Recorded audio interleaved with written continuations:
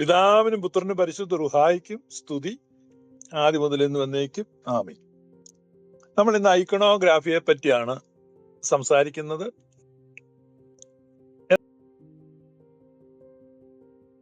ുള്ള ചില സഹോദരങ്ങൾ കഴിഞ്ഞ ദിവസം നമ്മൾ ഒരു സോഷ്യൽ എക്സ്പെരിമെന്റ് നടത്തുകയുണ്ടായി. ഒരു കാര്യം കാണുമ്പോൾ ഓരോരുത്തരും എങ്ങനെ മനസ്സിലാക്കുന്നു, എങ്ങനെ ഗ്രഹിക്കുന്നു. അക്ഷരങ്ങൾ കൊണ്ട് മാത്രമല്ല സംവേദനം സാധ്യമാകുന്നത്, ചിത്രങ്ങൾ കൊണ്ടും സാധ്യമാകും. ലളിതമായ ഒരു ഉദാഹരണം പറഞ്ഞാല്, പബ്ലിക് ബാത്റൂമുകളിലൊക്കെ പോകുന്ന, ടോയ്ലറ്റുകളിലൊക്കെ പോകുന്നവർക്ക് അറിയാം, ടോയ്ലറ്റ്സിന്റെ ആ ഭാഗത്തേക്ക് ചെല്ലുമ്പോൾ മെൻ വിമൻ എന്നുള്ളത് പലപ്പോഴും അക്ഷരങ്ങളിൽ വായിക്കാൻ ആളുകൾ മെനക്കെടുന്നില്ല. അവിടെ ഒരു രൂപം കാണാം. എന്നാൽ ഒരു സ്ത്രീയുടെ ചിത്രമോ ഒരു പുരുഷന്റെ ചിത്രമോ അല്ല, ഒരു സില്യൂട്ട് പോലെ ഒരു രൂപം അവിടെ വരച്ചു വെച്ചിട്ടുണ്ട്. അത് കാണുമ്പോൾ അത് പുരുഷന്മാരുടെ ബാത്റൂം ആണെന്നും മറ്റേത് സ്ത്രീകളുടെ ബാത്റൂം ആണെന്നും മനസ്സിലാക്കുക. അത് ആ ചിത്രം അതൊരു പൂർണ്ണ അളവിലുള്ള ഒരു പുരുഷന്റെ ചിത്രമല്ല. പക്ഷേ കാണുന്ന ആൾക്ക് അത് പുരുഷന്മാരുടേതാണെന്നും മറ്റേത് സ്ത്രീകളുടേതാണെന്നും മനസ്സിലാകുക. ആ ഒരു ചിത്രം സംസാരിക്കുകയാണ്. അപ്പൊ ചിത്രങ്ങളിലൂടെ ആശയങ്ങൾ കൈമാറ്റം ചെയ്യാൻ പറ്റും. ഒറ്റ നോട്ടത്തിൽ ആശയങ്ങൾ അവരിലേക്ക് കൈമാറ്റം ചെയ്യാം. കഴിഞ്ഞ ദിവസം ഒരു സോഷ്യൽ എക്സ്പെരിമെന്റ് ആയിട്ട് ഞാൻ നമ്മുടെ ക്ലബ് ഹൗസിലുള്ള ഈ കത്തോലിക്ക സഹോദരന്മാരുടെ IQ ലെവൽ ഒന്ന് ടെസ്റ്റ് ചെയ്യുക. കാരണം ഇവന്മാർ ഈ പറയുമ്പോൾ ഇവര് എന്തൊക്കെയോ തിയോളജി അറിയാമെന്നൊക്കെ പറയുന്നപ്പോ ഇവർക്ക് എന്തുമാത്രം ഈ മസ്തിഷ്ക വളർച്ച സംഭവിച്ചിട്ടുണ്ടെന്ന് നോക്കണം. അതിന് ഞാനൊരു പൂവിന്റെ പടം എടുത്തു വെച്ചു. നമ്മളൊരു പൂവിന്റെ പടം കാണുമ്പോൾ അറിവ് കുറവുള്ള അല്ലെങ്കിൽ മസ്തിഷ്ക വളർച്ച കുറവുള്ള ആളുകളെ സംബന്ധിച്ച് പൂ എന്ന് മാത്രമേ പറയാൻ പറ്റുള്ളൂ. പക്ഷെ അത് പൂക്കളെ തിരിച്ചറിയാവുന്ന ആൾക്ക്, ഇപ്പൊ നമ്മൾ പാമ്പിനെ കണ്ട അയ്യോ പാമ്പേ എന്ന് പറയും. പക്ഷെ വാവാ സുരേഷ് ഒരു പാമ്പിനെ കണ്ടാൽ വാവാ സുരേഷ് പറയും അത് മൂർഖനാണോ, അത് ശംഖുവരനാണോ, അത് ഏത് ജാതിയിൽപ്പെട്ട പാമ്പാണ്, അപ്പൊ ചിരുട്ടമണ്ഡലിയാണോ, അത് കാട്ടുപാമ്പാണോ, ഇനി അത് ചേനത്തണ്ടനാണോ, ഇനി അത് വിഷമുള്ളവനാണോ, ഇതെല്ലാം പുള്ളിക്കറിയാം. അപ്പൊ അതാണ് ലോക പരിചയം.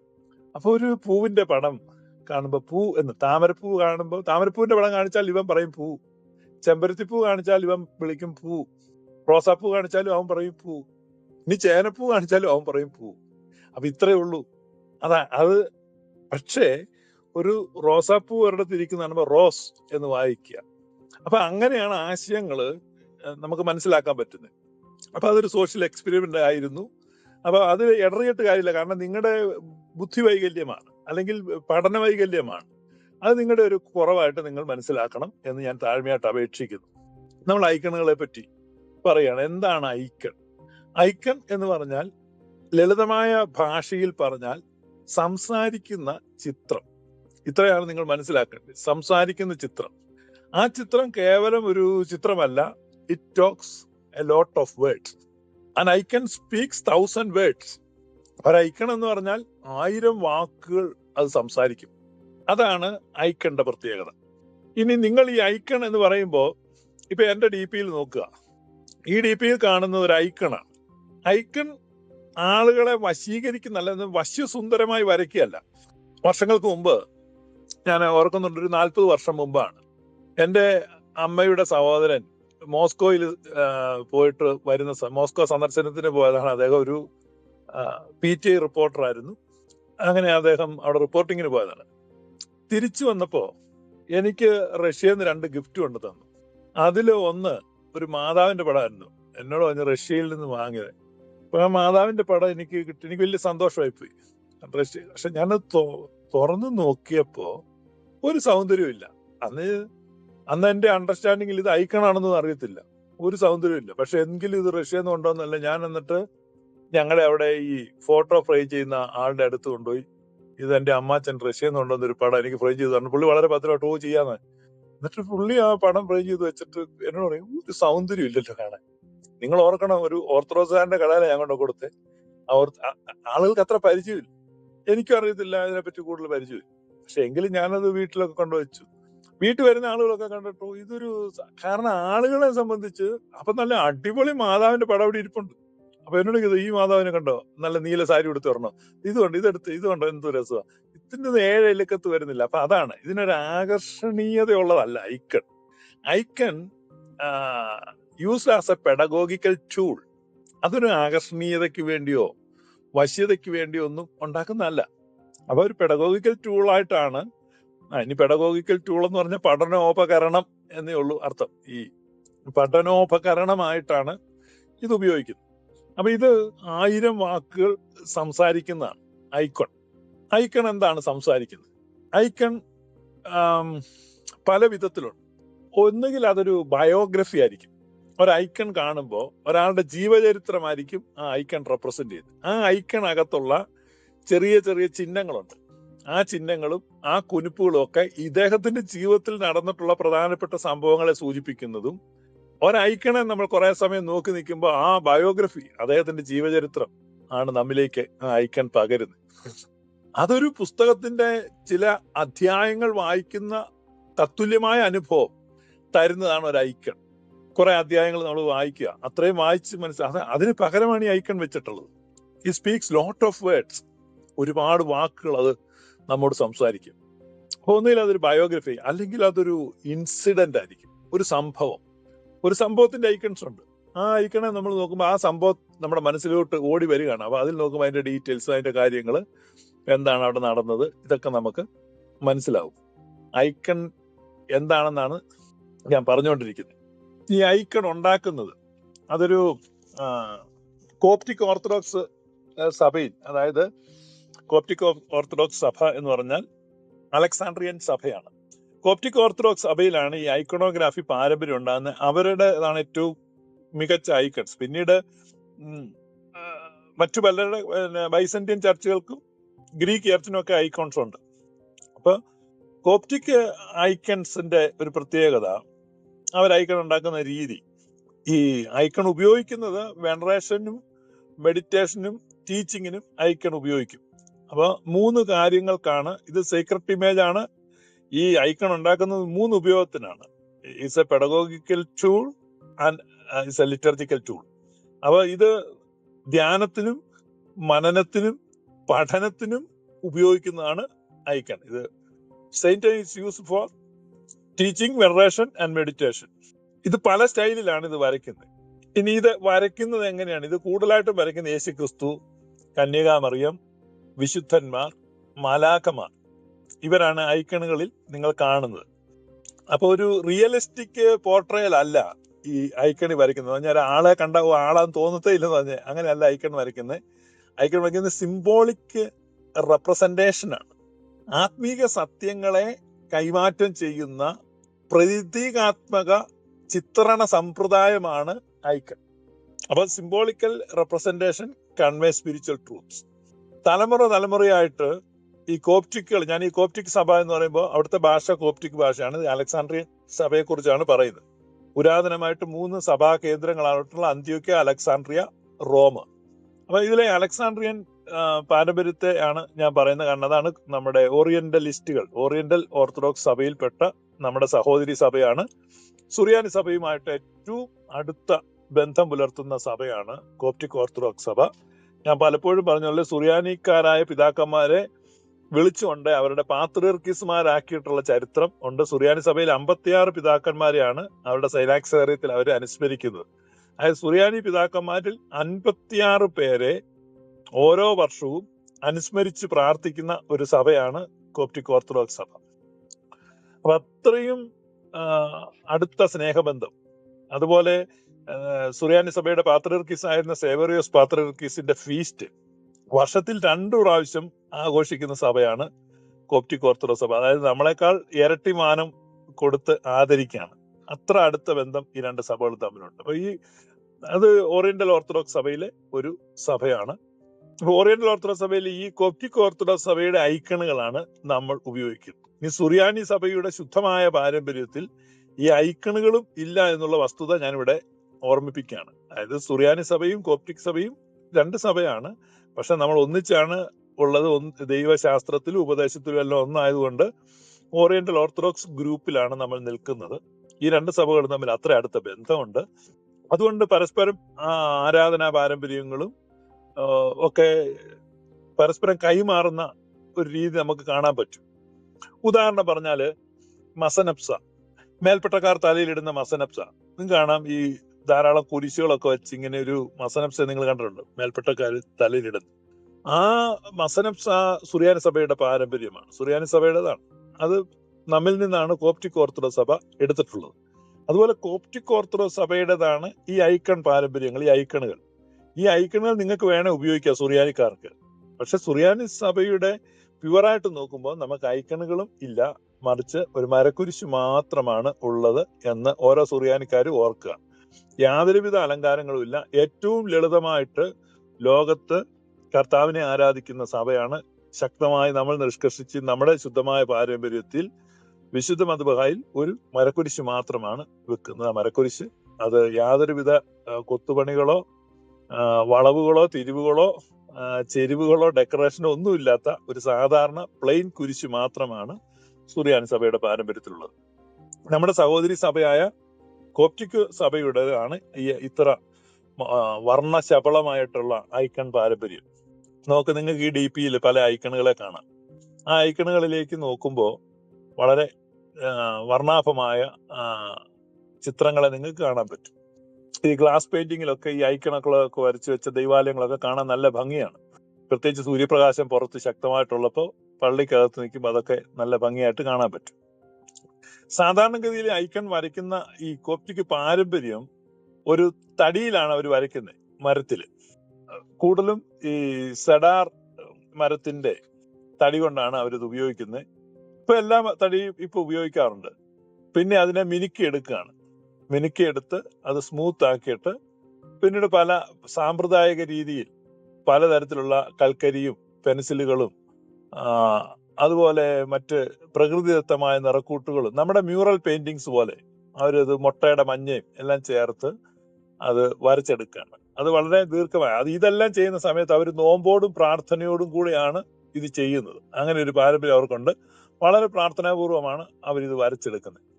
കാരണം ഇത് ആരാധനയ്ക്കും ദൈവശാസ്ത്ര പഠനത്തിനും ധ്യാനത്തിനുമായി ഉപയോഗിക്കപ്പെടുന്നു എന്നുള്ളത് കൊണ്ട് തന്നെ ഇത് പ്രാർത്ഥനാപൂർവം ചെയ്യുന്നു. അതൊരു അനുഷ്ഠാനമാണ്.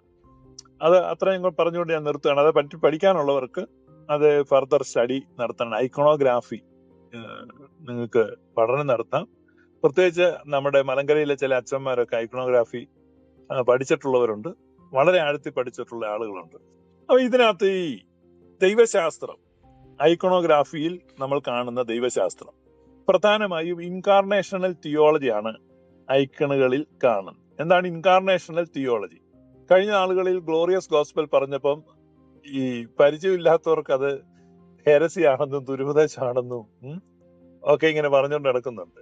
It's a pure Coptic Orthodox ദൈവശാസ്ത്രത്തിൽ ഇൻകാർണേഷനാണ് ഏറ്റവും പ്രാധാന്യം. നിങ്ങൾക്കറിയാം, അത്തനേഷ്യസ് എന്ന് പറയുന്ന സഭാപിതാവ് അലക്സാണ്ട്രിയൻ പിതാവാണ്.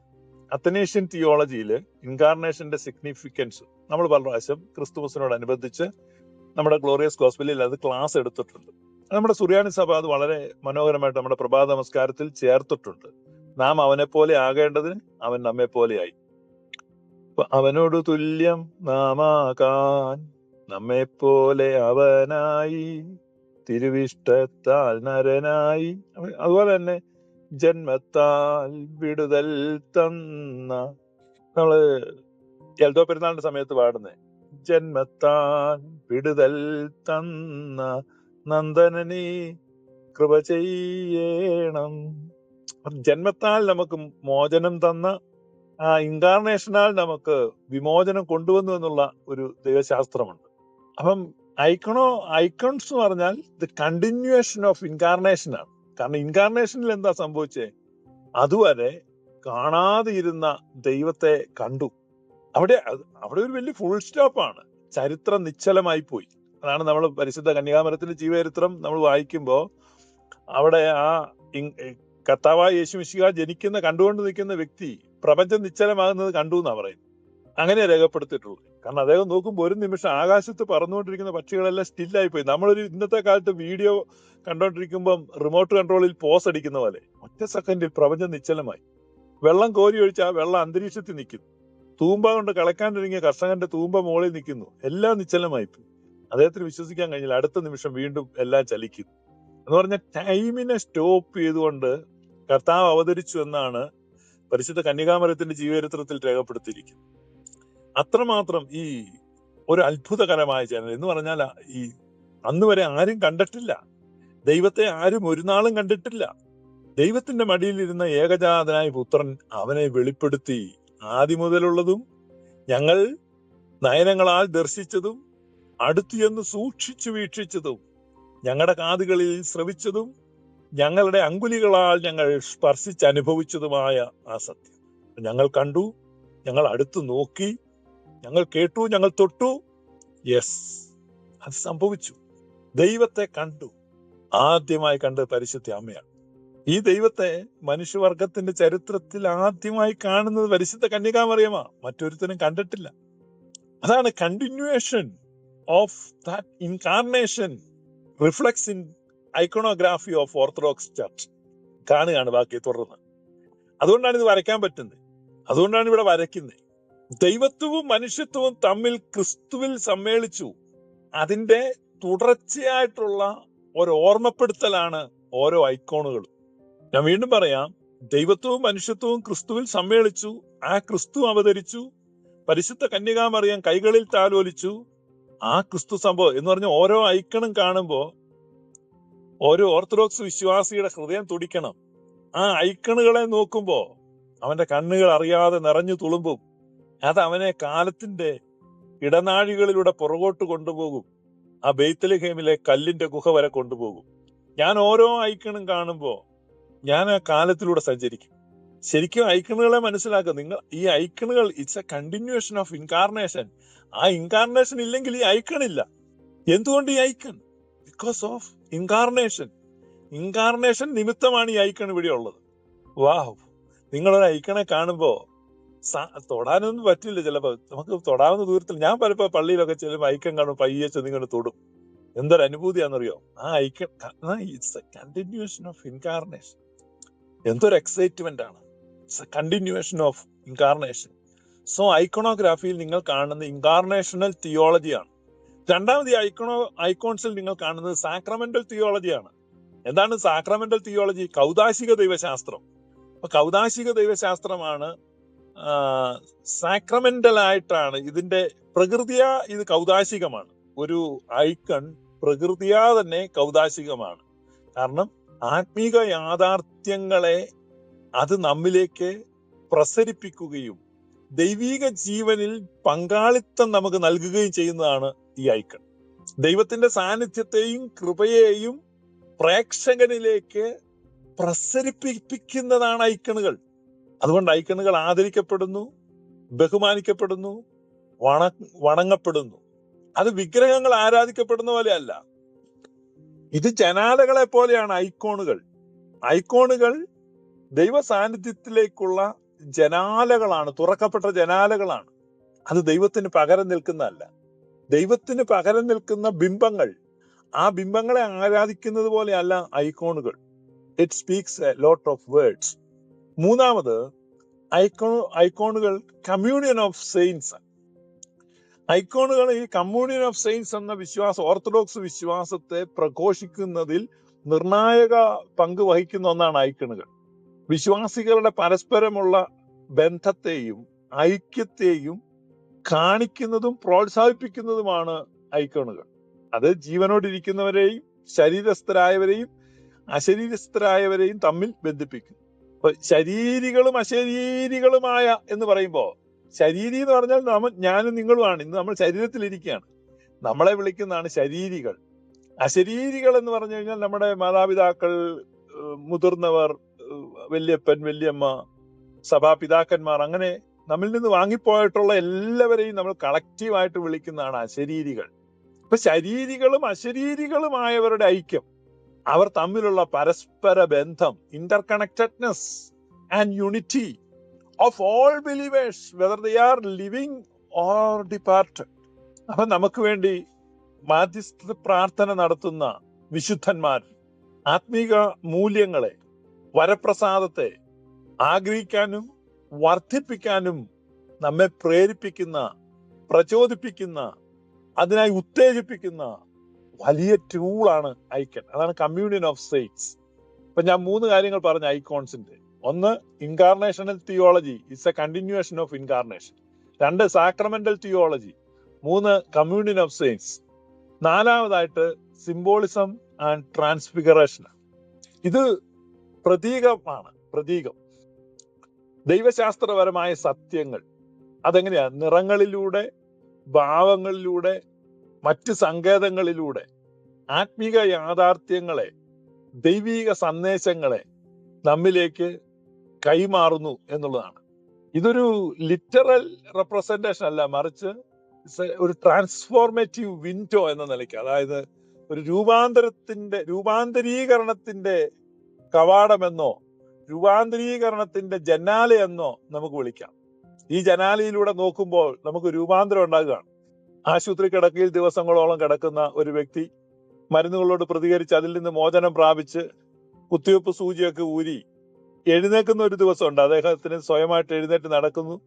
അദ്ദേഹം വീണ്ടും മുന്നോട്ട് അല്പം കൂടെ നടക്കുന്നു. ആ അടച്ചിട്ടിരിക്കുന്ന ജനാല തള്ളി തുറക്കുകയാണ്. എത്രയോ ദിവസങ്ങൾക്കോ ആഴ്ചകൾക്കോ ശേഷം ആ സൂര്യപ്രകാശം കാണുന്നു. അദ്ദേഹത്തിന്റെ മുഖത്തേക്ക് നല്ല കുളിർക്കാറ്റ്, ഇളം കാറ്റ് അടിച്ചു കയറുന്നു. പുറത്തെ കാഴ്ചകൾ, മരങ്ങൾ, കാറ്റത്തിളകുന്ന മരച്ചില്ലകൾ, ആ മരച്ചില്ലകളിൽ ഇരിക്കുന്ന കിളികൾ, താഴെ പൂത്തുലഞ്ഞിരിക്കുന്ന ചെടികൾ, ആ പുഷ്പങ്ങൾ. എന്തൊരു ട്രാൻസ്ഫോർമേഷനാണ്! ഒരു ഐക്കണിലേക്ക് നോക്കുമ്പോൾ അതിലും വലിയ ട്രാൻസ്ഫോർമേഷൻ.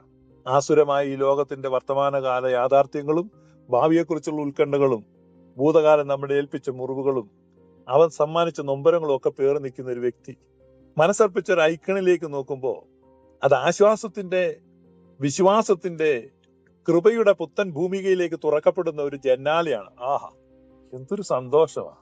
ഐക്കണിനെ കാണണ്ട, ഐക്കണുകളെ സമീപിക്കേണ്ട രീതി മാറുക.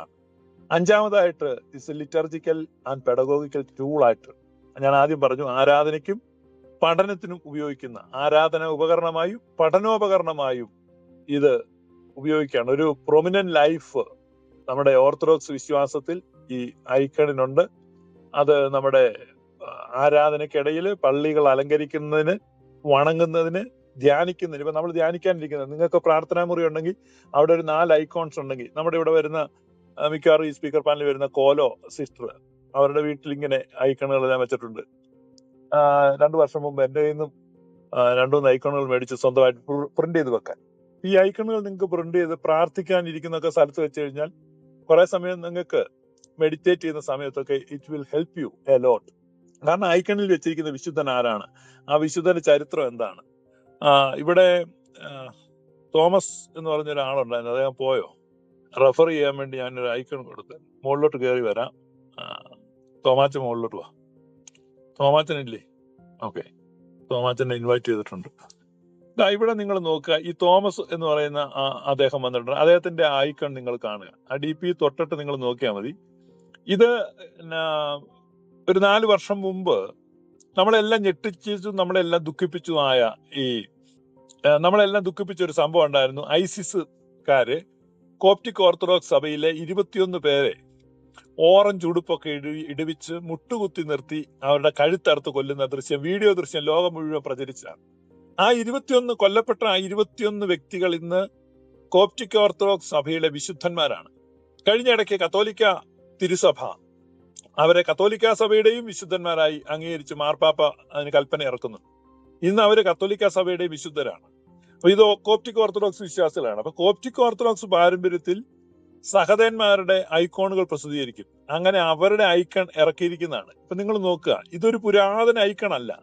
ഇത് ഈ അടുത്ത കാലത്ത് ഐസിസ് തീവ്രവാദികളാൽ കൊല്ലപ്പെട്ട 21 വിശുദ്ധരുടെ ഐക്കണാണ്. ആ ഓറഞ്ച് കളർ നിങ്ങൾ കണ്ട, അവർ അന്ന് ഇട്ടിരുന്ന ഓറഞ്ച് ഉടുപ്പിനെ സൂചിപ്പിക്കുന്നതാണ്. ആ ഓറഞ്ച് 21 പേരുണ്ട്, നിങ്ങൾക്ക് എണ്ണി നോക്കുക. അതിന്റെ മുകളിൽ മലാഖമാരെ നിങ്ങൾക്ക് കാണാം. ആ മലാഖമാര് അവരെ കിരീടങ്ങൾ അണിയിക്കുന്ന ആ ദൃശ്യമാണ് അവിടെ കാണുന്നത്. അവർക്ക് വേണ്ടിയുള്ള കിരീടങ്ങൾ ഇറങ്ങി വരുന്നത് നിങ്ങൾക്ക് ഐക്കണിൽ നോക്കുമ്പോൾ കാണാം. മുകളിൽ നിന്ന് കിരീടങ്ങൾ സ്വർഗത്തിൽ നിന്ന് ഇറങ്ങി വരുന്നുണ്ട്. അതുപോലെ അവരുടെ നാഥനായ യേശു കർത്താവ് എഴുന്നേറ്റ് നിൽക്കുന്നതായിട്ട് നിങ്ങൾക്ക് കാണാം. അത് ബിബ്ലിക്കൽ പാരമ്പര്യമാണ്. സ്തെഫാനോസ് സഹത കൊല്ലപ്പെടുമ്പോൾ ദൈവമഹത്വത്തിന്റെ വലത്തുഭാഗത്ത് മശീഹാ തമ്പുരാൻ എഴുന്നേറ്റ് നിൽക്കുന്നത് ഞാൻ കാണുന്നവർ. അപ്പൊ നമ്മൾ സങ്കീർത്തനത്തിൽ വായിക്കുന്നത്, ഞാൻ നിന്റെ ശത്രുക്കളെ നിനക്ക് പാദപീഠമാക്കുവോളം നീ എന്റെ വലതുഭാഗത്ത് ഇരിക്കാം. അപ്പൊ പിതാവായ ദൈവം വലതുഭാഗത്ത് ഇരിക്കുക എന്ന് കൽപ്പിച്ചു. ശത്രുക്കൾ പാദപീഠമാകുന്നവരെ അവിടെ വലതുഭാഗത്ത് ഇരിക്കേണ്ടതാണ്. പക്ഷേ ഭൂമിയിൽ ജീവൻ അർപ്പിക്കുന്ന ഒരു രക്തസാക്ഷിയുടെ മുമ്പിൽ മശീഹാ തമ്പുരാൻ എഴുന്നേറ്റ് നിൽക്കുക. അതുകൊണ്ട് സഭയുടെ വിശ്വാസത്തിൽ ഓരോ രക്തസാക്ഷിയും ഉണ്ടാകുമ്പോൾ കർത്താവ് എഴുന്നേറ്റ് നിന്ന് ആദരപൂർവ്വം അവരെ സ്വീകരിക്കും എന്നാണ്. മലയാളികൾ കൊല്ലപ്പെട്ട കർത്താവ് എഴുന്നേക്കോ എന്നെനിക്ക് സംശയമുണ്ട്. കാരണം കർത്താവ് എഴുന്നേറ്റ് ആ ലാക്കിന് കർത്താവിന്റെ കസേരയിൽ ഇവൻ കയറിയിരിക്കും. അതുകൊണ്ട് മലയാളികൾ ഒഴിച്ച് മറ്റാളുകൾ കൊല്ലപ്പെടുമ്പോഴാണ് ഇത് ബാധകം. അപ്പൊ ഇവിടെ നിങ്ങൾ മനസ്സിലാക്കുക, ഈ ആ ഐക്കണെ നിങ്ങൾ നോക്കുമ്പോൾ അവര് കൊല്ലപ്പെടുന്നു. അവര് കൊല്ലപ്പെടുമ്പോ കർത്താവ് അവരെ സ്വീകരിക്കുന്നു, മാലാഖമാര് കിരീടം അണിയിക്കുന്നു. കണ്ടോ? ഇതാണ് ഈ കാഴ്ച. സഹദേന്മാരെ ആദരിക്കുന്നു. അത് കോപ്റ്റിക് ഓർത്തഡോക്സ് സഭയിൽ അടുത്ത കാലത്ത് കൊല്ലപ്പെട്ട 21 സഹദേന്മാരുടെ ഒരു ചിത്രമാണ്. പിന്നെ ഈ തിയോളജി നിങ്ങൾ മനസ്സിലാക്കുമ്പോൾ ഇതിനകത്ത് ഹെററ്റിക് തിയോളജി ഉണ്ട്. ഹെററ്റിക് തിയോളജികൾ ഈ ഐക്കണുകളിൽ എല്ലാ ഐക്കണും ഇപ്പൊ ഈ രൂപത്തിൽ നിങ്ങൾ കാണുന്ന എല്ലാ ചിത്രങ്ങളും നമുക്ക് സ്വീകാര്യമല്ല. കാരണം നമ്മുടെ ദൈവശാസ്ത്രം ഇതിനകത്തുണ്ട്. ഇപ്പൊ ഒരു ഉദാഹരണം പറഞ്ഞാൽ, നമ്മൾ ഈ രക്തസാക്ഷികളുടെ ഇപ്പൊ കർത്താവായ യേശുക്രിസ്തുവിന്റെ ഉയർപ്പ്, ജനനം, ഇതിനെക്കുറിച്ചെല്ലാം ഐക്കോൺസ് ഉണ്ട്. അതെല്ലാം അതാത് ഭാഗത്തെ, ഉദാഹരണം റിസറക്ഷന്റെ ദൈവശാസ്ത്രം അതിലുണ്ട്. അതുപോലെ ഇൻകാർണേഷന്റെ ദൈവശാസ്ത്രം അതിലുണ്ട്. കർത്താവിന്റെ പ്രവൃത്തികളിലുള്ള ദൈവശാസ്ത്രം അതിലുണ്ട്. അപ്പൊ ഇതിനകത്ത് ഇത് ഒരു ടീച്ചിങ് ടൂൾ ആണെന്ന് ഞാൻ പറഞ്ഞു. അതുകൊണ്ട് ഐക്കണുകളെ നിങ്ങൾ സൂക്ഷ്മമായിട്ട് നോക്കേണ്ടതാണ്. അത് പൊതുവായിട്ട് നോക്കുന്നല്ല, നല്ല പടം വെച്ചേക്കാം എന്നല്ല നമ്മൾ സ്വീകരിക്കേണ്ടത്. ഇപ്പൊ ഇവിടെ തന്നെ നമ്മൾ കണ്ടല്ലോ, അവർക്ക് വേണ്ടി കിരീടങ്ങളെ കൊടുക്കുന്നു, ആ കിരീടങ്ങൾ ഇറങ്ങി വരുന്നു. അത് നിങ്ങൾ ചിന്തിക്കുമ്പോൾ ആ ഒരു വാങ്ങിപ്പോയ വിശുദ്ധന്മാര്, രക്തസാക്ഷികളായവര്, അവർക്ക് സഭയിലുള്ള സ്ഥാനം, അവരുമായിട്ട് നമുക്കുള്ള ബന്ധം, കർത്താവുമായിട്ട് അവർക്കുള്ള ബന്ധം, ഇതെല്ലാം അതിനകത്ത് ചിത്രീകരിച്ചിട്ടുണ്ടെന്നുള്ളതാണ് അല്ലേ നമ്മൾ മനസ്സിലാക്കുന്നത്. നിന്നെ വരിച്ചൊരു താതന്നു മോർ ഗീവറുഗീസ്. ഇപ്പൊ ഗീവറീസ് സഹതായുടെ ഒരു ഐക്കൺ കാണുകയാണെങ്കിൽ ആ ഗീവറീസ് സഹത കൊല്ലപ്പെടുന്നതും അദ്ദേഹം ബിംബങ്ങളെ വണങ്ങാൻ വിസമ്മതിക്കുന്നത് കൊണ്ട് അദ്ദേഹം വധിക്കപ്പെടുന്നു. ഈ ചിത്രങ്ങളെല്ലാം നമ്മുടെ മനസ്സിലേക്ക് ആ രംഗങ്ങളെല്ലാം വരികയാണ്. നിന്നോർമ്മയെ ബഹുമാനിച്ച സുതനും സ്തോത്രം. കണ്ട, നിന്നെ മുടി ചൂടിയിടുന്ന റൂഹാവന്യൻ. അല്ല, മാത്യുച്ചായൻ പോയല്ലോ. മാത്യുച്ചായൻ വെച്ചിരുന്ന ആ ഐക്കണെ പറ്റി ഞാൻ പറയാമെന്ന്. വന്നു തിരിച്ചു വന്നു. ഇവിടെ നിങ്ങൾ ഈ മാത്യു പാസ്റ്റർ എന്ന് പറയുന്ന ഈ ഐഡിയിലെ ഐക്കൺ കാണുക. നിങ്ങൾ ആ ഐക്കണെ തൊട്ടിട്ട് നോക്കുക. നിങ്ങളെല്ലാം കണ്ടെന്ന് ഞാൻ വിചാരിക്കുന്നു. ഇത് യേശുക്രിസ്തുവിന്റെ ഒരു ഐക്കണാണ്. ഈ ഐക്കണിന്റെ ഒരു പ്രത്യേകത എന്താണെന്ന് ചോദിച്ചാൽ, അത് യേശുക്രിസ്തുവിലെ ദൈവത്വത്തെയും മനുഷ്യത്വത്തെയും കാണിക്കുന്ന ഒരു ഐക്കണാണ്. നിങ്ങൾ സൂക്ഷിച്ചു നോക്കി അറിയാം, അത് നെടുകെ അത് 2 രീതിയിലാണ് വരച്ചിട്ടുള്ളത്. ആ കണ്ണുകളുടെ വ്യത്യാസമുണ്ട്. അതിന്റെ പകുതി ഭാഗം ദൈവത്വമായിട്ടും പകുതി ഭാഗം മനുഷ്യത്വമായിട്ടുമാണ് വരച്ചു വെച്ചിട്ടുള്ളത്. ഇത് ഗ്രീക്ക് സഭയുടെ അല്ലെങ്കിൽ ഡിയോഫൈസിറ്റിസം വിശ്വസിക്കുന്ന സഭകൾക്ക് അംഗീകരിക്കാൻ പറ്റുന്ന ഒരു ഐക്കണാണ്. നിങ്ങൾ ആ ഐക്കണെ ശ്രദ്ധിച്ചെന്ന് തോന്നുന്നു. ഇത് നമ്മെ സംബന്ധിച്ച്, സുറിയാനി സഭയെ സംബന്ധിച്ച് സ്വീകാര്യമല്ല ഈ ഐക്കൺ. കാരണം നമ്മൾ ഇങ്ങനെ രണ്ടായിട്ട് ദൈവത്വവും മനുഷ്യത്വം, അങ്ങനെ 2 നേച്ചറിനെ നമ്മൾ അംഗീകരിക്കുന്നില്ല. ഇപ്പൊ എന്റെ DP, ഇപ്പൊ ഞാൻ ഈ സംസാരിച്ചുകൊണ്ടിരിക്കുന്ന ഈ ഐഡിയിലെ DP നിങ്ങൾ തൊട്ട് നോക്കുക. ഇതാണ് നമുക്ക് സ്വീകാര്യമായ യേശുവിന്റെ ഐക്കൺ. കണ്ടോ? അതിൽ ആ മുഖം സിമെട്രി ആയിട്ട് നിൽക്കുക, ഒരുപോലെ നിൽക്കുകയാണ്. കണ്ണുകൾ കണ്ടോ, ഒരുപോലെ നിൽക്കുന്നത്. അതിൽ വ്യത്യാസമില്ല, ഒരു നേച്ചറാണ്. ആ നേച്ചറിൽ ദൈവത്വവും മനുഷ്യത്വവും ഉണ്ട്. അപ്പം ഈ ഐക്കൺ എന്ന് പറഞ്ഞാൽ വളരെ ഡീപ്പ് തിയോളജിയെ എന്ത് ചെയ്യാണ്, സിമ്പിൾ ഫോമിൽ നമ്മളോട് പറഞ്ഞിരിക്കുകയാണ്. ഇപ്പൊ ഈ ഐക്കൺ കാണുമ്പോൾ ഇത് നമുക്ക് വെക്കാൻ പാടില്ല, ഇത് നമ്മുടെ അല്ലെന്ന് നമുക്ക് പലപ്പോഴും മനസ്സിലാകുന്നില്ല. ഈ കഴിഞ്ഞ ഇടയ്ക്ക് അമേരിക്കയിലുള്ള ഒരു ഓർത്തഡോക്സ് വിശ്വാസിയുടെ വീട്ടിൽ ഞാൻ ചെന്നപ്പോൾ ഈ ഐക്കൺ വളരെ വലിപ്പത്തിലുള്ള ഒരെണ്ണം മേടിച്ച് ഭിത്തിയെ വെച്ചിരിക്കുന്നുണ്ട്. ഞാൻ പറഞ്ഞു, നമ്മുടെ സഭയുടെ വിശ്വാസത്തെ നേരെ കണ്ണിക്കുന്ന സാധനം ഭിത്തിയെ വെച്ചിരിക്കുന്നത്. പക്ഷെ ഇവർക്ക് അറിയില്ല ഇതാണ്. ഇത് നോക്കൂ, ഇത് ഡിയോഫൈസിറ്റിസം ആണ് ആ ഐക്കൺ. കണ്ടോ? മിയാഫൈസിറ്റിസത്തിന്റെ ഐക്കണാണ് എന്റെ DPയിൽ ഇരിക്കുന്നത്. അപ്പൊ ഞാനിതൊരു എക്സാമ്പിൾ ആയിട്ട് പറഞ്ഞാണ്. മുഴുവൻ ഐക്കണോഗ്രാഫിയും മുഴുവൻ അതിന്റെ തിയോളജിയും പറയാൻ ഞാൻ ഈ സെഷനെ ഉപയോഗിക്കുന്നില്ല, അത് എടുക്കുന്നില്ല. ഞാനൊരു എക്സാമ്പിൾ മാത്രം പറഞ്ഞതാണ്. ഐക്കണിനെ കുറിച്ചുള്ള ഒരു സൂചന മാത്രം നൽകിയതാണ്. അപ്പൊ ഇന്ന് ഇത്രയും ഞാൻ സംസാരിച്ചു. നിങ്ങൾക്ക് പറയാനുള്ള കാര്യങ്ങളോ ചോദിക്കാനുള്ള കാര്യങ്ങളോ ഒക്കെ ഉള്ള സമയം ഞാൻ തരാം. ഒരു 1 മിനിറ്റ് ബ്രേക്കിന് ശേഷം 1 മിനിറ്റ് നാം ഇത്രയും കേട്ട കാര്യങ്ങൾ നിങ്ങളൊന്ന് ചിന്തിക്കുക. എത്ര മനോഹരവും എത്ര ധന്യവുമായ ഒരു പാരമ്പര്യം നമുക്കുണ്ട്. ഞാനിവിടെ കമന്റുകളൊക്കെ നോക്കി. അതിനകത്ത് നിങ്ങൾക്ക് കാര്യങ്ങൾ സംസാരിക്കേണ്ടവർക്ക് അഭിപ്രായം പറയാൻ ഒക്കെ ഉള്ള അവസരമുണ്ട്. ഇവിടെ കമന്റിനകത്ത് തോമാച്ചൻ ജോസ് ചോദിച്ചിരിക്കുന്ന ഒരു ചോദ്യം, ആ, അപ്പോൾ ആ 21 വിശുദ്ധന്മാരുടെ മുമ്പിൽ പോയി അവരോട് പ്രാർത്ഥിക്കാമോ? അപ്പൊ ഇവിടെ വളരെ വലിയൊരു തെറ്റിദ്ധാരണയാണ് അദ്ദേഹത്തെ കൊണ്ട് ആ ചോദ്യം ചോദിപ്പിച്ചത്. ആ 21 വിശുദ്ധന്മാരെ കൂടാതെ നമുക്ക് കർത്താവിന്റെ മുമ്പിൽ പോകാൻ പറ്റില്ല. ഇത് നമ്മൾ ആദ്യം മനസ്സിലാക്കണം. കർത്താവിന്റെ മുമ്പിൽ പോയി പ്രാർത്ഥിക്കുക എന്ന് പറഞ്ഞാൽ അത് ഇവരിലൂടെ അല്ലാതെ നിങ്ങൾക്ക് സാധിക്കില്ല. പുരുഷാര നിമിത്തം അവനോട് സമീപിച്ചുകൂടായിരുന്നു. അതുകൊണ്ട് അവൻ ഉച്ചത്തിൽ നിലവിളിച്ചു. യേശു കർത്താവ് ഭൂമിയിലൂടെ പോകുമ്പോൾ, എരിഹോവിലൂടെ പോകുമ്പോൾ അന്ധനായി വൃത്തിയുമായി നിലവിളിക്കുകയാണ്. കാരണം ഒച്ചത്തിൽ വിളിക്കുക. പുരുഷാര നിമിത്തം സക്കായിക്ക് കാണാൻ പറ്റിയില്ല. അപ്പൊ യേശു കർത്താവിന്റെ കൂടെ ആൾക്കൂട്ടം. പക്ഷെ ഇന്ന് എങ്ങനെയാണെന്ന് ചോദിച്ചാൽ അത് അന്നത്തെ കാലത്തെ കാര്യമാണ്. ഇന്ന് എങ്ങനെയാണെന്ന് ചോദിച്ചാൽ കർത്താവ് വരുമ്പോ എങ്ങനെയാ? വളരെ വ്യക്തമായിട്ട് തോമാച്ചൻ ജോസ് ശ്രദ്ധിച്ച് കേൾക്കണം. ഇനി ഇതിന് വീണ്ടും ഈ ചോദ്യം ചോദിക്കരുത്. കാരണം പല പ്രാവശ്യം താങ്കൾ ഇത്തരത്തിലുള്ള സംശയങ്ങൾ ചോദിക്കുന്നു. പഴയ നിയമ ഇസ്രായേലിനെ പോലെ അല്ല പുതിയ നിയമ ഇസ്രായേല്. നമ്മള് പുതിയ നിയമ വിശ്വാസി ദൈവസന്നിധിയിലേക്ക് വരുമ്പോൾ ജസ്റ്റ് ദൈവ യേശു ക്രിസ്തു അവിടെ ഇരിപ്പുണ്ട്, വേറെ ആരുമില്ല. നമ്മളിങ്ങനെ അങ്ങോട്ട് ചെല്ലുമ്പം അവിടെ ഒന്നും ആരെയും കാണുന്നില്ല, ഒരു അനക്കവും ഇല്ല. ഒരു പഴയ തറവാട്, ചാരുകസേര ചാരിക്കിടന്ന് ഈ പനയോല കൊണ്ടുള്ള വിശറി ഇടത്ത് കൈ പിടിച്ചിങ്ങനെ വീശിക്കൊണ്ട് ഒരപ്പച്ചൻ അവിടെ കിടപ്പുണ്ട്. താഴെ ഇളന്തിന്നയുടെ താഴെ മകൻ ഇങ്ങനെ ഷർട്ടിട്ടിട്ടുള്ള മുണ്ട് മടക്കി കുത്തിയായ പുള്ളിയും കുത്തിയിരിപ്പുണ്ട്. അപ്പോൾ നമ്മൾ അങ്ങോട്ട് ചെല്ലുന്നു, തറവാട്ടി കാര്യം പറയും. നമ്മൾ ചെല്ലുന്നുണ്ടോണ്ട് മകനൊന്ന് എഴുന്നേറ്റോ, എന്നാ ഉണ്ട്, ചാനില്ലേ, ഉണ്ട്, സാരി കിടപ്പുണ്ട്. അപ്പൊ നമ്മൾ ആദ്യം മകൻ വന്ന് എന്നാ കാര്യം, അപ്പൊ നമ്മൾ മകനോട് കാര്യങ്ങളൊക്കെ പറഞ്ഞ് മകനെ കൂടെ കൂട്ടി ഇച്ചാന്റെ അടുത്ത്. ഈ ഒരു കോൺസെപ്റ്റാണ് ഇത്തരത്തിലുള്ള ആളുകൾക്ക് പിതാവായ ദൈവത്തിന്റെ അടുക്കൽ പുത്രനായ യേശുവിനെ കൂട്ടിപ്പോയി കാര്യം പറഞ്ഞ് സാധിക്കുക. അത് പുത്രന്റെ നാമത്തിൽ ചോദിക്കും കാര്യങ്ങൾ ഉത്തരം തന്നരുളാം എന്നാര് പറഞ്ഞു? നിങ്ങൾ എന്റെ നാമത്തിൽ ചോദിക്കുന്നത് പിതാവ് പുത്രനെ മഹത്വപ്പെടുത്തേണ്ടതിന് അവൻ ചെയ്യും എന്ന് കൊടുത്ത പ്രോമിസ് അപ്പോസ്തലന്മാർക്ക് കൊടുത്ത പ്രോമിസാണ്. ആ പ്രോമിസ് നിങ്ങൾക്കുണ്ടെന്ന് ആര് പറഞ്ഞു? അങ്ങനെ എഴുതി വെച്ചിട്ടുണ്ടോ? ഈ പ്രോമിസ് പിന്നീട് ഈ പുസ്തകം എടുത്ത് വായിക്കുന്ന എല്ലാവർക്കും കൂടെ ഉള്ളതാണെന്ന് എഴുതിയിട്ടുണ്ടോ? സഭ പണിയപ്പെട്ടിരിക്കുന്ന അപ്പോസ്തലന്മാരും പ്രവാചകന്മാരും എന്ന അടിസ്ഥാനത്തിന്റെ മേലാണ്. അത് അപ്പോസ്തലന്മാർക്ക് കിട്ടിയ വാഗ്ദാനമാണ്. അപ്പോസ്തലന്മാർക്ക് എന്താണ്? തനിക്കുള്ള അതേ മഹത്വം യേശു കർത്താവ് ഷെയർ ചെയ്യാണ്. പിതാവേ, നീ എനിക്ക് തന്നിട്ടുള്ള മഹത്വം ഞാൻ ഇവർക്ക് പങ്കുവെച്ചു കൊടുക്കുന്നു എന്നാണ് യേശു കർത്താവ് പറയുന്നല്ല. യേശു കർത്താവ് തന്നെ ആ മഹത്വം എടുക്കുകയല്ല. അപ്പൊ അതുകൊണ്ട് നമ്മൾ ഇവിടെ വായിക്കുമ്പോൾ എബ്രായ ലേഖനം 12 അധ്യായം നിങ്ങൾ ശ്രദ്ധിക്കണം. ബൈബിൾ ഉള്ളവരൊക്കെ എടുത്ത് വായിക്കണം. എബ്രായർ 12:22 മുതൽ, പിന്നെയോ സിയോൻ പർവ്വതത്തിനും ജീവനുള്ള ദൈവത്തിന്റെ നഗരമായ സ്വർഗീയ യെരൂശലേമിനും അനേകായിരം ദൂതന്മാരുടെ സർവ്വസംഘത്തിനും. അപ്പൊ നമ്മൾ ആ വീട്ടിലോട്ട് ചെല്ലുമ്പോൾ അവിടെ അന്വനക്കമില്ലാതെ കിടക്കല്ല, ആയിരക്കണക്കിന് ആളുകൾ, വലിയ ജനക്കൂട്ടമാണ് അവിടെ ആ വീടിന് ചുറ്റും നമ്മൾ കാണുന്നത്. അപ്പോഴേ കാര്യം ചോദിക്കാൻ ചെല്ലുന്നത് തിരിച്ചു വരും. കാരണം കണ്ടവാൻ ആള്, ഇപ്പൊ നമ്മൾ ഉമ്മൻചാണ്ടിയെ കാണാൻ പോകുമ്പോൾ തന്നെ ആള് കൂടുതലാണോ, എന്നാ ഇന്ന് പോകണ്ട, ആള് കുറവാണ്, നമുക്ക് സന്തോഷമാണ്. പക്ഷെ ഇവിടെ ഭയങ്കര ജനമാണ്. അനേകായിരം ദൂതന്മാരുടെ സർവ്വസംഘത്തിന്, സ്വർഗത്തിൽ പേരെഴുതിയിരിക്കുന്ന ആദ്യജാതന്മാരുടെ സഭ, എല്ലാവരുടെയും ദൈവമായ ന്യായാധിപതി, സിദ്ധന്മാരായ നീതിമാന്മാരുടെ ആത്മാക്കൾ. കണ്ടോ, സിദ്ധന്മാരായ നീതിമാന്മാരുടെ ആത്മാക്കൾ മുഴുവൻ അവിടെ ഉണ്ട്. പുതുനിയമത്തിന്റെ മധ്യസ്ഥനായ യേശുവിനും ആബേലിന്റെ രക്തത്തെക്കാൾ ഗുണകരമായി സംസാരിക്കുന്ന പുണ്യാഹ രക്തത്തിനും അടുക്കലത്രേ നിങ്ങൾ വന്നിരിക്കുന്നത്. അപ്പോ ദൈവത്തിന്റെ സന്നിധിയിൽ ഒറ്റയ്ക്ക് വരാൻ നിങ്ങൾക്ക് കഴിയില്ല. ഒരു സെക്കൻഡ്, എനിക്കൊരു ഇമ്പോർട്ടന്റ് കോൾ വന്നു, ഇപ്പം വരാവേ.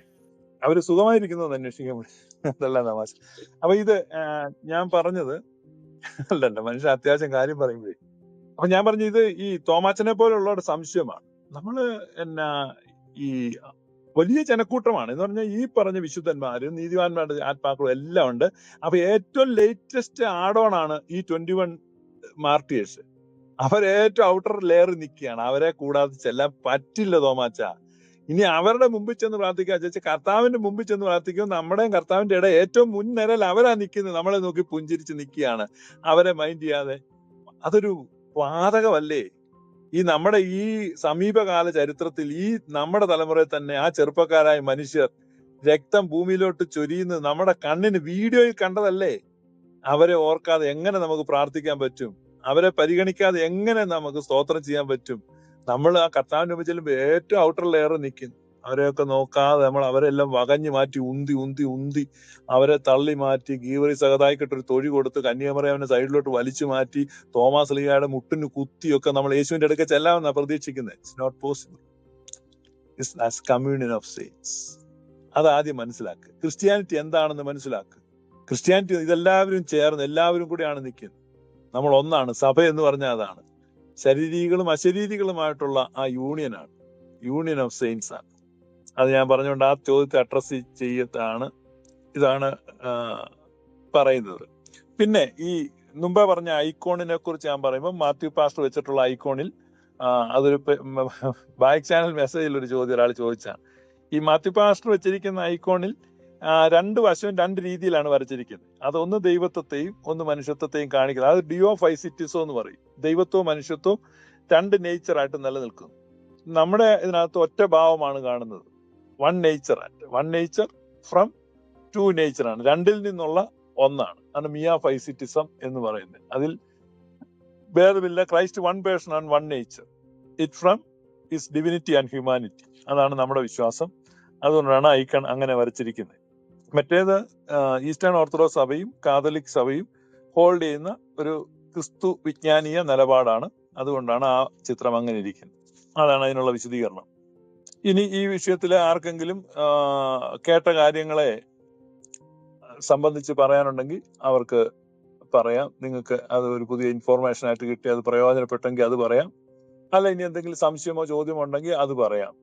അതിനുള്ള സമയമാണ്. അല്ല, ഈ ഞാൻ പറഞ്ഞത് ശ്രദ്ധിച്ചു. അപ്പൊ ഇതിന്റെ ഈ ആർട്ട് ഫോമിൽ അതിങ്ങനെ ഈ നേരത്തെ പറഞ്ഞല്ലോ റഷ്യയിൽ നിന്ന് കിട്ടിയപ്പോ അതിന് അത്ര ഒരു രസകരമായിട്ടില്ലായിരുന്നു. ചിലപ്പോ നമുക്ക് ഒരു പേടി ഉളവാക്കുന്നത് പോലുള്ള ഒരു ഫീലിംഗ് ഉണ്ടാക്കണം. അത് ആ രീതിയിൽ ചെയ്യുന്നത് എന്തുകൊണ്ടാണ്? അത് മറ്റുള്ളതുപോലെ നല്ല മനോഹരമാക്കാൻ സാധ്യമാണല്ലോ.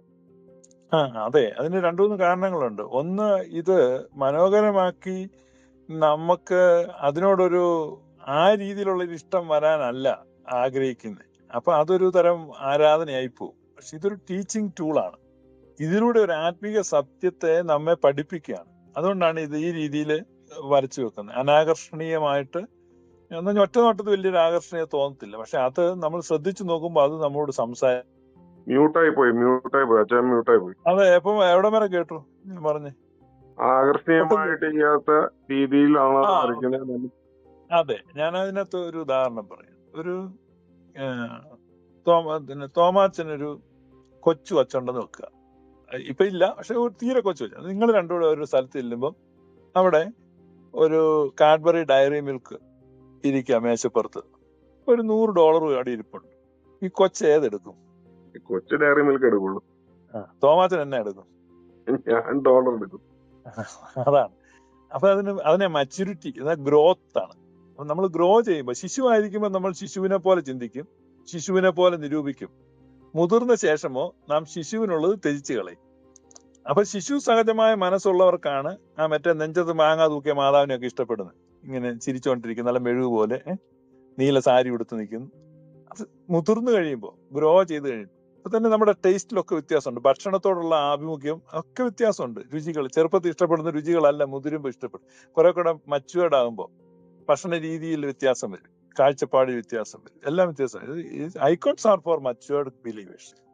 ആ ഒരു മച്യൂരിറ്റിയിലേക്ക് വരുന്നവർക്കും വന്നവർക്കും വേണ്ടിയാണ് ഇത് വരച്ചു വെക്കുന്നത്. അല്ലാതെ പുറത്തുള്ള ആളുകൾക്ക് വേണ്ടി ഒരു ഭംഗിക്ക് വെക്കുന്നതല്ല. അതാണ് അതിന്റെ ഒരു വിശദീകരണം. അത് തൃപ്തികരമല്ലെങ്കിലും അതുകൊണ്ട് തൃപ്തിപ്പെടണം. കാരണം അതിനപ്പുറത്ത് എനിക്ക് വേറെ വിശദീകരണമൊന്നുമില്ല. കോശിച്ചാൻ എന്തെങ്കിലും പറയാനുണ്ടോ ഇതേ സംബന്ധിച്ച്? ഈ ഐക്കണോഗ്രാഫി പാരമ്പര്യം കൂടുതലായിട്ടുള്ള ഈ ഗ്രീക്ക് സഭകൾക്കും ഈ കോപ്റ്റിക് സഭയ്ക്കുമാണ് ഈ ഐക്കണോഗ്രാഫി ഉള്ളത്. പിന്നെ കത്തോലിക്ക സഭയിലെ ഈ രൂപങ്ങൾ, അത് പാശ്ചാത്യ സഭയാണല്ലോ കത്തോലിക്ക സഭ. ഈ പാശ്ചാത്യ സഭയിൽ അവര് ഈ കൊത്തുരൂപങ്ങൾ ഉണ്ടാക്കി വെക്കുന്നുണ്ട്. കൊത്തുരൂപങ്ങൾ 3D ഇമേജസ് ആണ്. അപ്പൊ കൊത്തുരൂപങ്ങൾ പൊതുവെ നമ്മുടെ സഭകൾക്ക് വിമുഖതയാണ്. നമ്മൾ ഈ 2D പ്രതലത്തിൽ ഈ പഠന ഉപകരണം എന്ന നിലയ്ക്ക് ഈ ഐക്കൺസ് ആണ് ഓർത്തഡോക്സിയിൽ ഉപയോഗിക്കുന്നത്. മറ്റേ കത്തോലിക്ക സഭയിൽ 3D ഇമേജുകളാണ്, വാർപ്പ് രൂപങ്ങളും കൊത്തുരൂപങ്ങളുമാണ്. നമ്മുടെ ഈ കൊത്തുരൂപങ്ങൾ കൊണ്ടുവന്നത് മലങ്കരയിൽ വലിയ പ്രതിഷേധം ഉണ്ടാക്കി. പറങ്കികള് കൊത്തുരൂപങ്ങളുമായിട്ട് വന്നപ്പോൾ ഈവൻ കൂനംകുരിശ് സത്യം ചെയ്യുമ്പോൾ പോലും പറങ്കികളുടെ കൊത്തുരൂപങ്ങൾക്കെതിരെയും അതിനകത്ത് പ്രതിജ്ഞ ചെയ്യുന്നുണ്ട്. അതുകൊണ്ട് കൊത്തുരൂപങ്ങളെ എടുത്തു മാറ്റി. പത്രോസ് പാത്രീർക്കീസ് ബാവ മലങ്കര സന്ദർശിച്ചപ്പോൾ മലങ്കര പള്ളികളിലുള്ള കൊത്തുരൂപങ്ങളെല്ലാം എടുത്തു മാറ്റിക്കുന്നുണ്ട്. പത്രോസ് പാത്രീർക്കീസ് ബാവ വന്നപ്പം മണ്ടാട് പള്ളിയിൽ ഒരു കൊത്തുരൂപം ഉണ്ടായിരുന്നു. പാത്രീർക്കീസ് ബാവ പിടിക്കുമെന്ന് ഓർത്ത് അത് മാറ്റിയൊക്കെ വെക്കുന്നുണ്ട്. പിന്നെ അത് വേറൊരു കൂട്ടർ കട്ടുകൊണ്ട് പോയി. അത് വേറൊരു ചരിത്രമാണ്. അത് അങ്ങനെയൊക്കെ ഉണ്ട്. അപ്പൊ ഇതെല്ലാം എടുത്ത് മാറ്റിച്ചായിരുന്നു ബാവ വന്നപ്പോൾ. ഇന്ന് നമ്മുടെ സീറോ മലബാർ സഭ വളരെ വ്യാപകമായിട്ട് അവരുടെ പള്ളികളിലെ ബിംബങ്ങൾ താഴെ ഇറക്കിയിട്ടുണ്ട്. ഒരുപാട്, ഏറെക്കുറെ ഒരു 80% ബിംബങ്ങളെയും അവർ മാറ്റിക്കളഞ്ഞു. കാരണം അത് സുറിയാനി പാരമ്പര്യത്തിന് ചേർന്നല്ല ബിംബങ്ങൾ എന്നവര് തിരിച്ചറിഞ്ഞ് അവർ ശുദ്ധീകരണത്തിന്റെ പ്രവൃത്തിയിലാണ്. എറണാകുളം ഭാഗത്തൊക്കെയുള്ള പള്ളികളിലെ ബിംബങ്ങൾ കൂടിയ പശ കൊണ്ട് വെച്ചിരിക്കുന്നുണ്ട്, പലതും മാറ്റാൻ പറ്റുന്നില്ല, മാറ്റും. അപ്പൊ അങ്ങനെ മാറ്റിക്കൊണ്ടിരിക്കുകയാണ്. അപ്പം അതാണ്. അപ്പൊ കൂനംകുരിശ് സത്യത്തോട് അവരടുക്കുകയാണ്. കാരണം കൊത്തുരൂപങ്ങളും വാർപ്പ് രൂപങ്ങളും ഒക്കെ ഉപേക്ഷിക്കണം. അത് ബിംബങ്ങളാണ്. പക്ഷെ ഇത് ഐക്കോണിന്റെ പേരിൽ അതിന്റെ ചെലവിൽ ഇതിനെയും കൂടെ വെളുപ്പിക്കാനായിട്ട് ഈ പല ആളുകളും അത് ഞങ്ങളുടെ ഐക്കോണാണ് കേട്ടോ എന്ന് പറയുന്നത്. ഐക്കോൺ എന്ന് പറഞ്ഞു കഴിഞ്ഞാൽ എന്താണ് നമ്മൾ വളരെ വിശദമായിട്ട് ഇവിടെ പറഞ്ഞു. ഇവിടെ നല്ല സുന്ദരമായിട്ട് ഇവിടെ തമിഴ്നാട്ടിലുള്ള മൂശാരിയെ വിളിച്ച് നല്ല സുന്ദരി പെണ്ണുങ്ങളുടെ പടം പിന്നെ വിഗ്രഹമൊക്കെ ഉണ്ടാക്കിയിട്ട് നല്ല നീല പെയിന്റ് അടിച്ചു വെച്ചിട്ട് ഇത് മാതാവാന്ന് പറയുന്നത്, അത് ഐക്കണൊന്നുമല്ല. ഐക്കൺ എങ്ങനെ ഉണ്ടാക്കേണ്ടത്? അത് പാരമ്പര്യത്തിൽ നിന്നാണ് ഐക്കൺ ഉണ്ടാക്കേണ്ടത്. പരമ്പരാഗതമായിട്ട് കൈമാറി കിട്ടിയ അളവുകളും അതിനുള്ള കൃത്യമായ നിഷ്കർഷകളും പാലിച്ച് നോമ്പോടും പ്രാർത്ഥനയോടും കൂടെ ഉണ്ടാക്കുന്ന ഇതാണ് ഐക്കൺ. മറ്റേന്ന് പറഞ്ഞാൽ ഏതെങ്കിലും ഒരാൾക്ക് കൊട്ടേഷൻ കൊടുത്ത് കുറെ രൂപങ്ങൾ ഉണ്ടാക്കി വെച്ച് അതൊക്കെ മാതാവാ യേശുവാ എന്നൊക്കെ പറയുന്നത് അത് മാതാവ് യേശു ഒന്നുമല്ല. അത് സുന്ദരിമാരായ ചില സ്ത്രീ, പ്രത്യേകിച്ച് അതിനകത്ത് ഒരു സ്ത്രീ ഒറ്റയ്ക്ക് നിൽക്കുന്നതൊക്കെയാണ്. ഒരു കുഞ്ഞു പോലും ഇല്ലാതെയൊക്കെ വെക്കുന്നത്, രണ്ടു കൈ വിട്ട് നിൽക്കുന്നതൊക്കെ മാതാവാണ് എന്നൊക്കെ പറയുന്നുണ്ട്. അപ്പൊ അതിനൊന്നും നമുക്ക് ഗ്യാരണ്ടി ഇല്ല. നമ്മൾ ഓർത്തഡോക്സ് ഐക്കണോഗ്രാഫിയെ പറ്റിയാണ് പറയുന്നത്. It's purely A pedagogical tool as well as A liturgical tool. ഇത് നമ്മുടെ ആരാധന അനുബന്ധ ഉപകരണവും അതുപോലെ പഠനോപകരണവുമായിട്ട് നമ്മൾ ഉപയോഗിക്കുന്നു. This is orthodox icon.